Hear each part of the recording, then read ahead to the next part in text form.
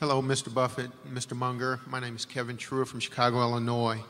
My question is this. You have identified 4 investment professionals who will, at some point in time, be running the portfolio for Berkshire Hathaway.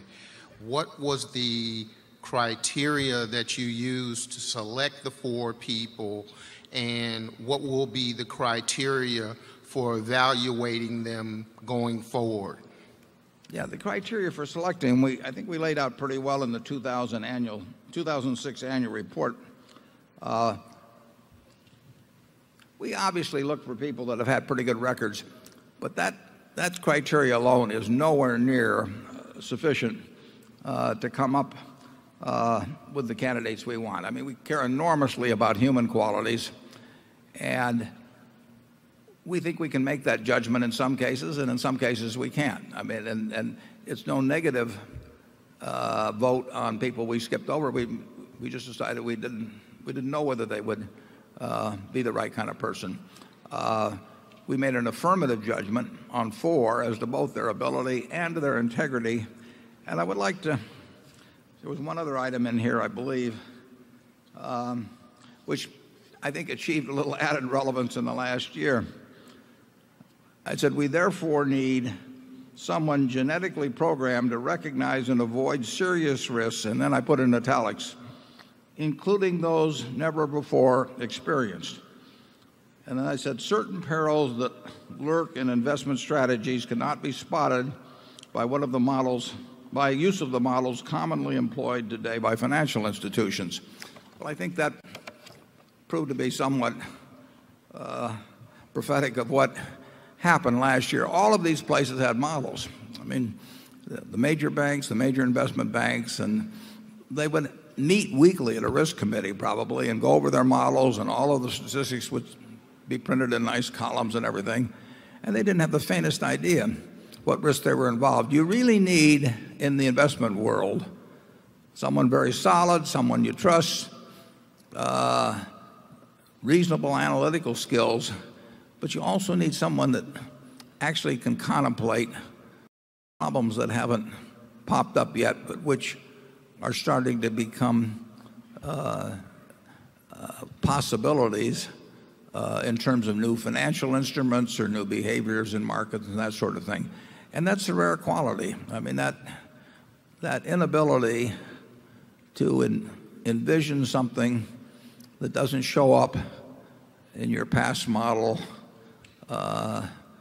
can be fatal. And Charlie and I spend a lot of time thinking about things that could hit us out of the blue that other people don't include in their thinking. And we may miss some opportunities because of that, but we feel it's essential when managing other people's money, or for that matter, managing our own money.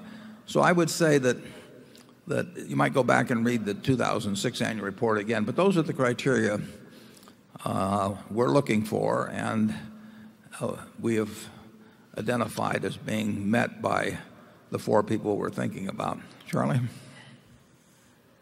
Yeah, you can see how risk averse Berkshire is. In the first place, we try and behave in a way so that no rational person is going to worry about our credit.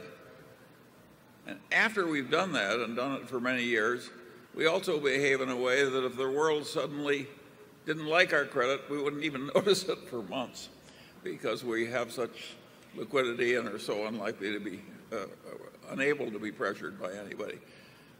That double layering of protection against risk is like breathing around Berkshire. It's just part of the culture. And the alternative culture is just the opposite. You call a man the chief risk officer, but often he is functioning as a guy that makes you feel good while you do dumb things. So he's like the Delphic oracle that convinced the Persian king to attack somebody or other. I mean, he's just a dumb soothsayer.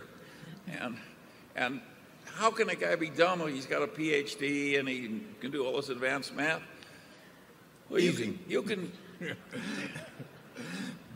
But you can. It's perfectly well. All you've got to do is crave system and computation so much that you torture reality into fitting some model, mathematical model, which really doesn't match, particularly under extreme conditions.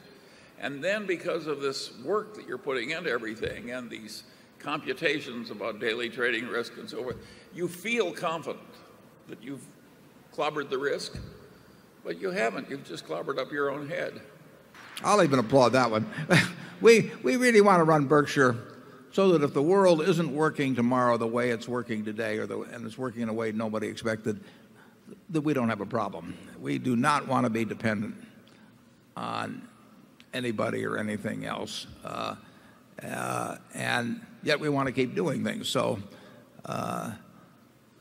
we think we found a way to do that. It may give up some of them. Well, obviously gives up earning higher returns 99% of the time and maybe 99.9% of the time. Obviously, we could have run Berkshire with more leverage over the years than we have. But we wouldn't have slept as well, and we wouldn't feel comfortable. We have a lot of people in this room that have almost all their net worth in Berkshire, including me.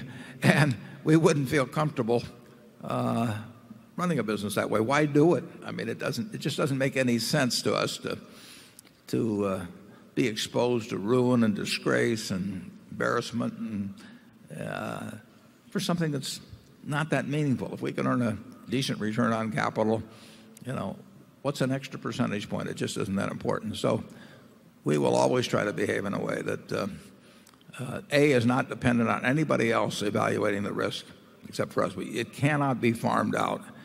And you've seen what happened to some institutions where the management thought they were farming it out. And if that means a reasonable return instead of a slightly unreasonable return, we just accept it. Number two.